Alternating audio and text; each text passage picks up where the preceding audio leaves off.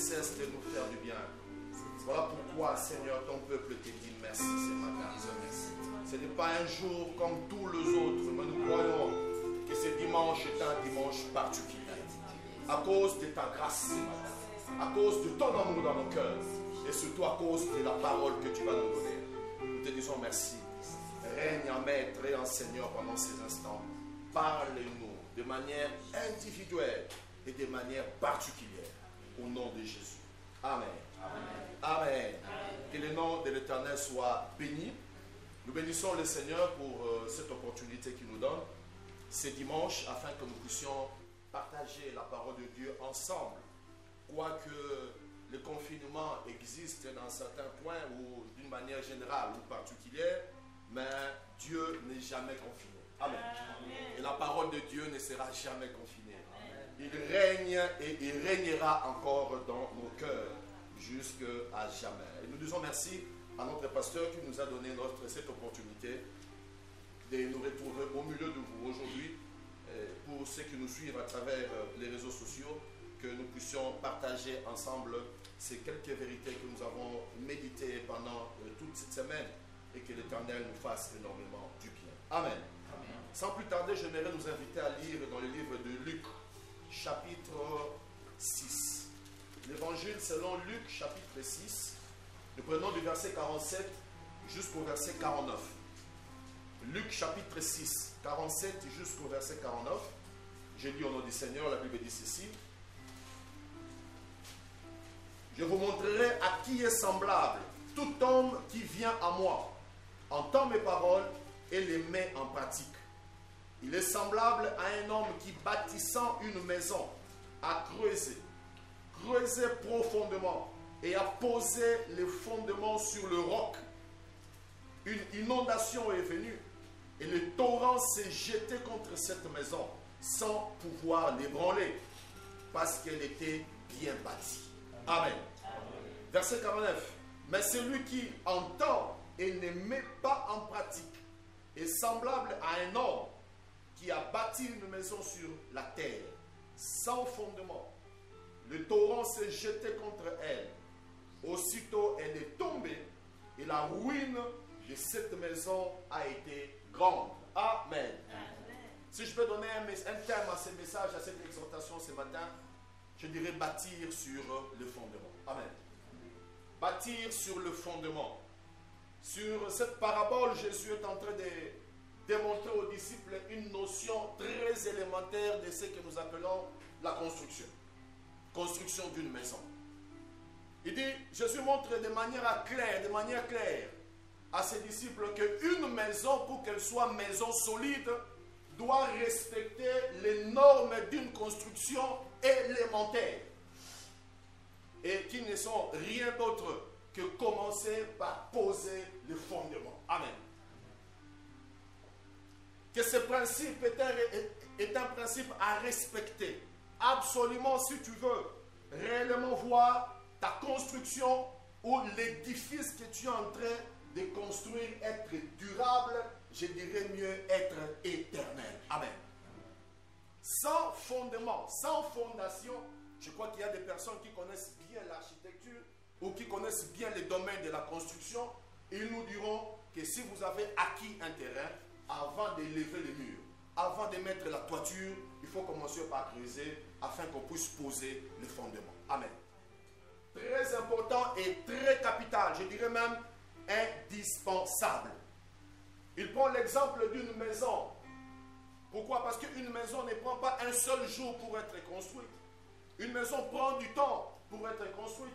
Une maison réunit beaucoup de choses pour être construite. On a besoin du sable, on a besoin du ciment, on a besoin de pierres, on a besoin des barres de fer. Toutes ces choses sont importantes. Mais la plus grande et la plus importante, c'est commencer par la fondation. Amen.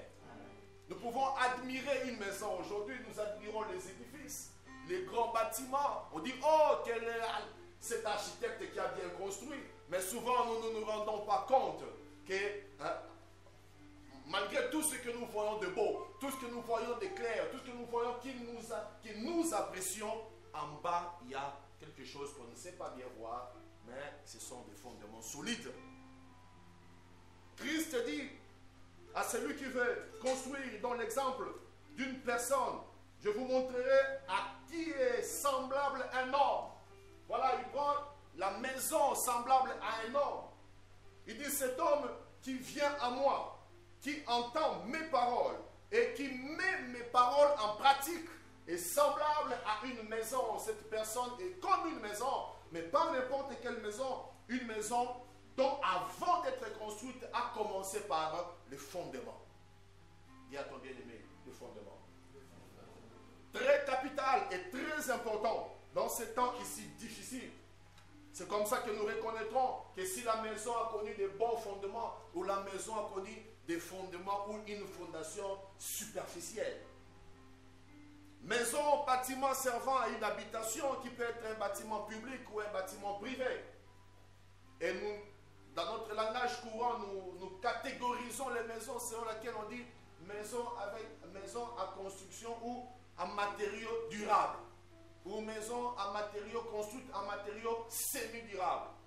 Tout cela montre la dureté ou la durée que peut prendre cette maison. Quand elle est construite en matériaux semi-durables, donc on donne un temps, un laps de temps. À tout moment, ça peut s'écrouler. Peut-être en planche, peut-être en ceci, cela. Mais quand elle est construite en matériaux durables, on sait réellement que cette maison a de l'avenir. Cette maison va aller de l'avant. Cette maison va progresser. Cette maison servira pour le bien de celui qui l'a construite. Bien-aimés dans le Seigneur, j'aimerais nous rappeler que nous sommes ces hommes-là. Amen.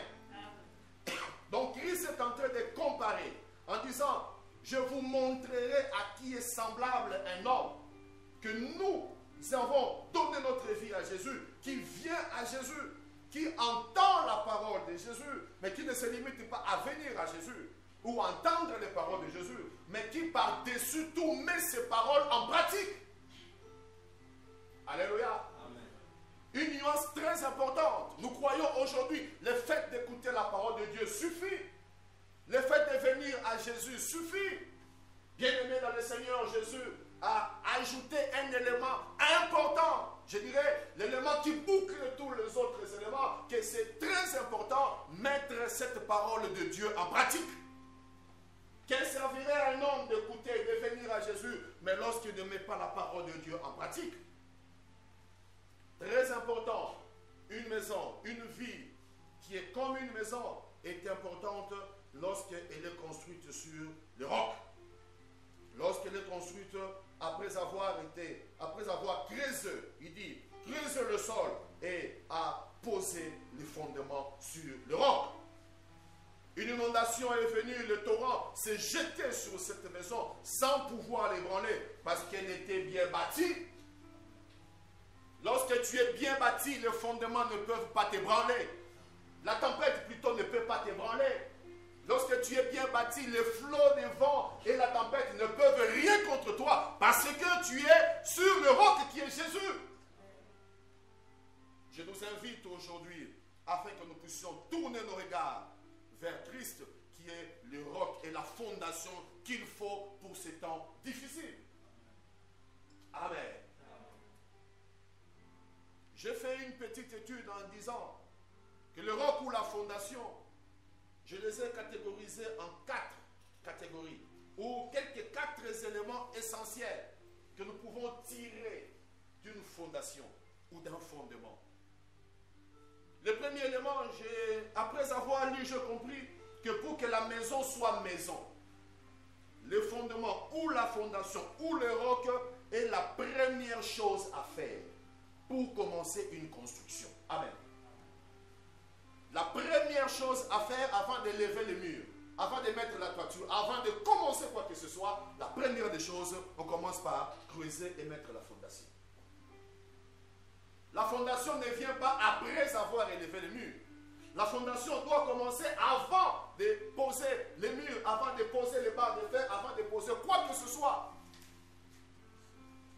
Jésus qui dit qu'il est la parole, que cette parole est le roc, que cette parole est la fondation, doit être la première des choses qui doit caractériser notre vie. La parole de Dieu ne peut pas venir en second plan. La parole de Dieu ne peut pas venir après toutes choses, mais elle doit être au début et au commencement de toutes choses. Le livre des Jean dit, chapitre 1, verset 1, qu'au commencement était la parole. Frères, sœurs, si nous voulons réussir dans ce que nous faisons, dans toute construction, commençons par le fondement. Première chose à réaliser, qu'il faut commencer par le fondement.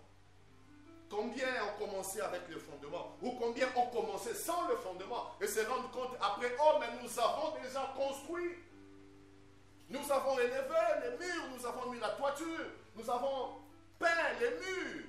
La maison est belle, elle est jolie aux yeux des hommes. Mais quand le fondement n'a pas été posé en premier, cette maison n'a pas une longue vie. Une vie est dite vie chrétienne lorsque Jésus-Christ est le premier qui a commencé avec cette vie. C'est pourquoi nous nous rendons compte qu'il y a des vies qui se disent vie chrétienne, mais où Jésus n'est pas le premier. Il a commencé sans Jésus. Il a fraudé dans l'église. Quel de dégâts, quel de problèmes aujourd'hui, parce que l'homme n'a pas commencé par la fondation qui est donner sa vie premièrement à Jésus-Christ. Alléluia. Tout faire, nous ne pouvons rien faire sans Christ. Christ le dit, vous ne pouvez rien faire sans moi. Dans notre vie de chaque jour, nous ne pouvons rien faire sans Jésus. Jésus est le maître de toutes choses. Jésus est le maître de toutes choses. Voilà pourquoi nous devons commencer par lui. Notre vie, tout ce que nous faisons, mettons Jésus avant. Frère, le monde souffre parce que nous ne voulons pas commencer avec Christ. Si Christ était devant, si nous mettions l'intérêt de Jésus devant, certaines choses ne seront jamais réalisées sur cette terre. Beaucoup d'injustices n'existeront pas parce que nous visons l'intérêt d'abord de Christ qui nous appelle à nous aimer, à aimer Dieu. Bien-aimés dans le Seigneur, premièrement, une maison a besoin d'une fondation. Quand tu veux construire une maison, tu ne vas pas commencer par acheter des tôles. Tu vas chercher un ingénieur, il te fait un devis, l'ingénieur te dira, on va commencer par les moellons ou par des blocs ciment pour la fondation. Notion élémentaire pour construire une maison. Deuxième chose que j'ai aussi réalisée, j'ai compris que la fondation que nous voyons souvent, fondation, elle n'est pas trop visible. C'est une petite partie de la fondation souvent qui se voit. Voyez les grands bâtiments. On creuse 1 mètre de sous-sol. Mais on voit qu'une petite partie, quelques centimètres de la fondation. Mais on voit le reste des bâtiments. On dit, ah, c'est une belle maison. On dit que ah, c'est une maison stable. On dit que oui, parce que la stabilité de cette maison dépend de la fondation qui a été placée. Les hommes ne voient pas la fondation, mais les hommes voient la stabilité de la maison. On voit la grande maison. On dit que si cette maison est stable comme ça, c'est à cause de sa fondation. Frère, nous sommes des éléments à travers lesquels le monde doit voir Jésus. Tout le monde n'ira pas chercher la fondation, mais à travers l'édifice que nous sommes placés sur Jésus, nous sommes appelés à attirer les hommes vers Christ, à faire réaliser au monde que Dieu existe et que nous sommes le sujet de sa gloire. Dans notre vie, dans notre manière de parler, dans notre manière de faire, on doit savoir que cette maison n'est pas ébranlée, n'est pas écroulée par les tempêtes, par les vents, parce que sa fondation est solide. On remarquera la solidité de la fondation à travers notre stabilité, à travers notre manière de ne pas bouger à tout moment. Si seulement si tu es placé sur une fondation qui est Jésus, tu ne vas pas bouger à tout moment quand le vent va souffler. Tu ne vas pas courir par-ci et par-là. Tu ne te diras pas non, je cours là-bas, je reviens ici, parce que tu sais que tu n'as pas raison de bouger, car Jésus-Christ est ta fondation. Et le monde voit la force ou l'efficacité de la fondation à travers les bâtiments que nous sommes. Amen. Faisons voir Christ dans ces temps difficiles. Faisons voir Jésus au monde entier. Pendant que tout le monde pleure, nous n'avons pas raison de pleurer parce que nous sommes assis sur Jésus. Nous sommes assis sur le roc. Quand tout le monde est paniqué, les chrétiens ne peuvent pas être paniqués. Je dirais que les enfants de Dieu ne peuvent pas être paniqués.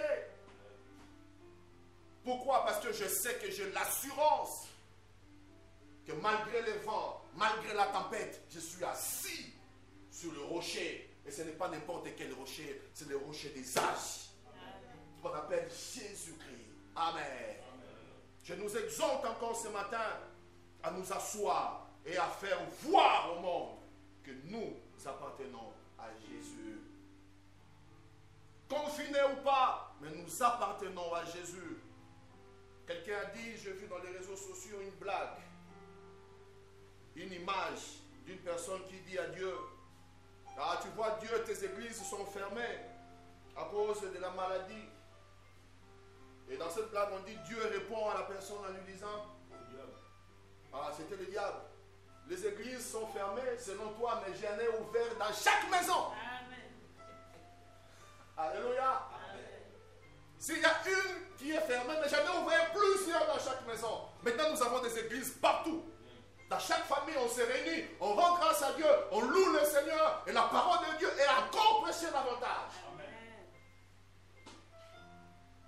Ce confinement nous sert à ce que l'évangile soit encore prêché davantage. Parler de Dieu. Troisième élément, la fondation doit être plus solide que la maison qu'elle supporte. Je crois qu'il y a un ingénieur ou il y a des ingénieurs qui me suivent, ils ne vont pas me contredire. Que lorsque la fondation, c'est pourquoi on choisit de grosses pierres pour la fondation. On ne choisit pas des petites briques, de très grosses pierres, de béton armé. On met les barres de fer qu'on met dans la fondation est différente de la taille des barres de fer qu'on met peut-être pour les colonnes ou bien pour les linteaux. Pourquoi? Parce qu'on dit ça doit supporter le poids. Alléluia. La fondation doit supporter le poids de l'édifice. On voit une maison, un immeuble à plusieurs niveaux, 4 étages, 5 étages. On dit mais waouh, ça fait froid aux yeux quand on le regarde. Mais on ne se rend pas compte que l'ingénieur a travaillé afin que la fondation puisse être plus solide que la maison qu'elle supporte. Frère, Jésus-Christ est capable de supporter n'importe quelle charge. Venons à lui. Venons à lui. Avec nos soucis, avec nos maladies, avec nos problèmes. Il est capable de nous faire du bien et de nous donner la délivrance. Amen. Parce qu'il est la fondation, il est censé être plus solide que la maison. Il est censé être plus solide que le bâtiment. Extérieur que j'ai dit qu'on est en train de voir, nous sommes qu'extérieurs, mais dans notre fondation là-bas c'est Jésus. Voilà pourquoi, même si nous avons des soucis, même si nous avons des fardeaux, venons déposer au pied du Maître. Venons déposer au pied de Jésus. Il va les supporter. Il dit, prenez mon joug, venez à moi, vous tous qui êtes fatigués, chargés, je vous donnerai du repos. Le repos ne se trouve pas dans la boisson. Le repos ne se trouve pas en suivant la télé. Le repos ne se trouve pas dans les réseaux sociaux. Mais le vrai repos se trouve dans la parole de Dieu qui est Jésus-Christ. Venez à Jésus et vous trouverez le repos. Parce qu'il est le fondement plus solide et censé être plus dur pour supporter tous les bâtiments.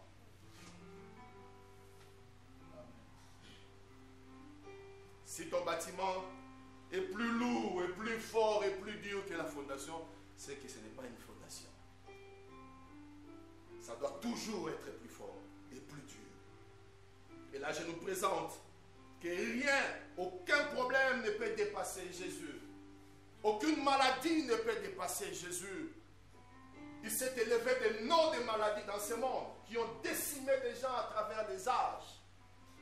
Et ce que nous sommes en train de vivre aujourd'hui, tant mieux. Mais je suis rassuré qu'il y a un nom qui est au-dessus de toutes choses. Et ce nom, c'est le nom de Jésus-Christ. Et la Bible dit qu'au nom de Jésus, tout genou fléchira. Tout genou, sans exception. Que toute maladie qui est un genou va fléchir devant Jésus. Peu importe sa taille, peu importe le temps qu'il prend, peu importe la férocité avec laquelle il est en train de tuer les gens, mais nous croyons que le nom de Jésus est au-dessus du nom de cette maladie. Citez n'importe quel nom, mais le nom de Jésus est au-dessus de tout. Dieu l'a souverainement élevé. La Bible dit, il a donné le nom qui est au-dessus de tous les noms, afin qu'au nom de Jésus, tout genou fléchisse, et que toute langue confesse que Jésus-Christ est Seigneur. Il est assis à la gloire du Père. Il intercède pour nous. Il prend nos fardeaux. Frère, nous n'avons aucune raison d'avoir peur. Aucune raison d'avoir peur. Nous avons toutes les raisons d'avoir l'assurance que Christ est capable de porter nos fardeaux, de porter la maladie du monde. Il suffit de les déposer auprès de lui. Alléluia. Il dit, venez, venez, venez, venez. Venez déposer. Venez. Il se donne, mais vous ne venez pas déposer. Venez déposer. Et moi, je vous donnerai du repos. Et le quatrième point, la fondation ou le fondement doivent être durables. Le fondement doit être durable. On ne met pas une fondation dans une maison pour qu'après 2 mois, fondation, il y a des fissures, il y a ceci. Non! La fondation est durable. Moi, je dis que la fondation doit être éternelle. Alléluia. Parce que Jésus qui est la fondation, il ne meurt jamais. Il ne faillit jamais. Il est éternel. La Bible dit qu'il est mort. C'est vrai. Il est passé, il est allé goûter à la mort. Parce que Dieu avait voulu ainsi pour qu'il meure pour nous, prendre notre place, faire de nous des enfants de Dieu. Mais il est ressorti vivant de la mort. Et il vit aujourd'hui, il vivra demain, il vivra après-demain, et il vivra éternellement parce qu'il est Dieu.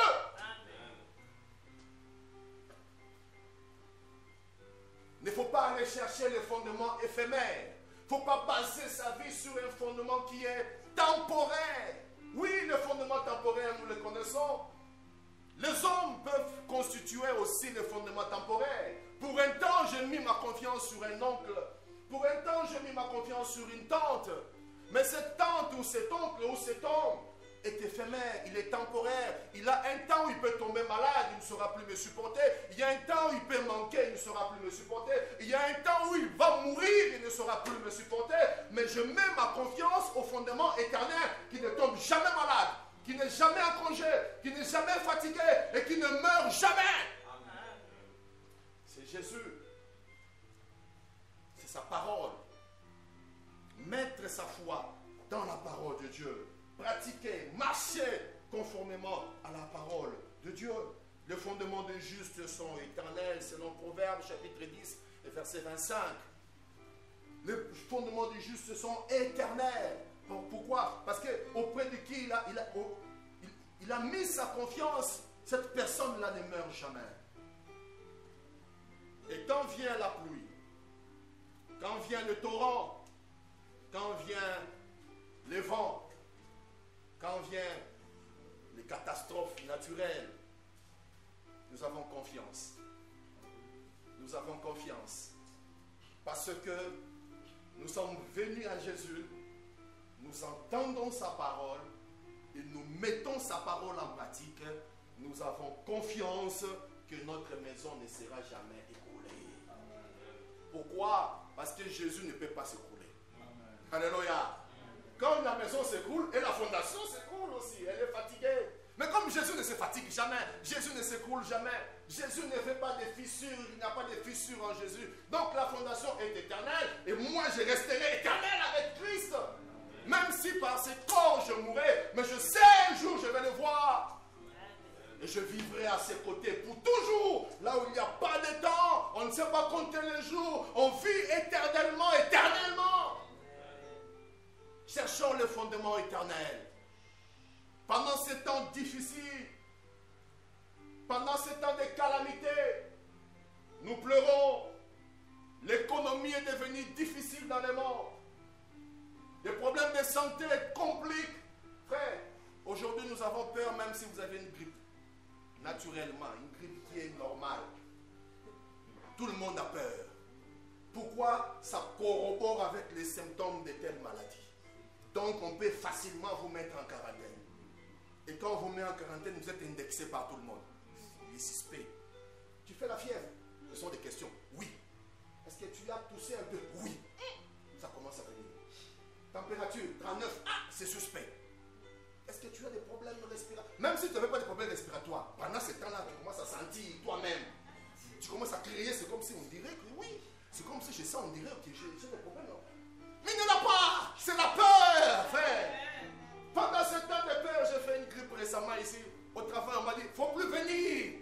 Reste à la maison. Si tu as ça comme ça, tu restes là-bas. Pourquoi? Parce que je tousse un peu. Et puis les médecins disent, tu tousses. Est-ce que cette toux-là a des séché ou quoi? Séché tout ça. Tout le monde est en train de contrôler tout le monde.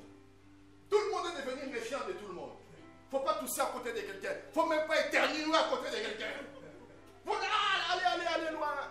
Pourquoi? Parce que le monde est dans une psychose. Dans une crainte. Frère, je veux vous rassurer encore ce matin que nous avons Jésus. Amen. Les fondements éternels sont là. Jésus. Respectons les règles qu'on a demandées. C'est une très bonne chose. Mais le mieux, c'est de mettre sa confiance en Christ. Dans Matthieu chapitre 8, verset 23 et verset 27, on nous rappelle l'histoire où Jésus s'est trouvé dans la barque avec ses disciples pendant la tempête. Et les écrivains de la Bible appellent cette histoire tempête apaisée. La tempête qui a été apaisée. Jésus dormait avec ses disciples, tous les disciples étaient paniqués. Seigneur, nous avons tout fait. Ne t'inquiètes-tu pas de ce que nous mourrons? Mais ils ne savaient pas que Jésus n'était pas envoyé sur la terre pour mourir par noyade. Alléluia. Jésus était envoyé pour mourir, mais pas par noyade, ni par maladie, ni par lapidation. Même quand on voulait les lapider, on voulait tuer. Ce n'était pas dans les destins, ce n'était pas programmé. Jésus avait un programme. Mourir, oui, sur la croix. Et avec Jésus dans sa barque, soyez sûrs que la tempête va s'apaiser. Pourquoi? Parce que Jésus ne peut pas se noyer. Et quand les disciples ont compris qu'il fallait réveiller celui qui a créé la tempête, il fallait réveiller celui qui a créé les vents. Ces vents-là, c'est la nature. Mais il y a quelqu'un qui a créé cette nature. Il y a quelqu'un qui a le pouvoir, qui avait dit un mot pour que ces vents viennent. Il avait dit, vent viens. Il avait dit, tempête. Il a parlé, tout ça est venu. Il peut aussi parler parce qu'ils vont entendre la voix du Créateur. Et ils vont s'apaiser. Aujourd'hui, la voix du Créateur, c'est la parole de Dieu. Revenons à Jésus. Il va se lever et il peut dire, maintenant c'est fini. Quand la maladie vient, la famine arrive, le confinement vient, accrochons-nous à Christ. Restons calmes. Ayons l'assurance. Deux personnes, on sait bien réaliser que dans telle personne il y a l'assurance et dans l'autre il n'y en a pas. Marchez avec assurance. Lorsque vous suivez un match en différé avec une autre personne qui n'avait pas suivi le match avant, il est dans le stress. Il ne connaît pas le score. Mais vous qui connaissez le score, vous êtes assuré. Mais ce match va se terminer comme ça. C'est telle équipe qui avait gagné à 4-0. Même si on sait, nous avons suivi, nous connaissons le combat, comment ça a commencé, comment ça va se terminer. J'ai l'assurance parce que le match a été déjà joué avant. Mais celui qui n'a pas encore suivi le match, ne connaissant pas le score, sera paniqué. Hey, il va pas dire, mon cher, sois calme. Là, ils vont marquer, après ils vont faire ceci. Parce que Jésus a vaincu sur la croix et nous connaissons la réalité, nous connaissons la fin de toutes choses, que Jésus est toujours vainqueur. Amen. Malgré la maladie, levons nos mains vers le Seigneur. Quand nous sommes fatigués, cherchons des frères et des sœurs qui peuvent nous soutenir dans la prière. Et cherchons une pierre, mettons à côté, assoyons-nous. Comme Moïse l'avait fait avec Aaron et Hur, pour vaincre Amalek. Et n'importe quelle situation peut être vaincue au nom de Jésus. Amen. Restez au Père cadeau pour Jésus. Que Dieu soit béni, nous allons prier. Seigneur, merci pour ta parole.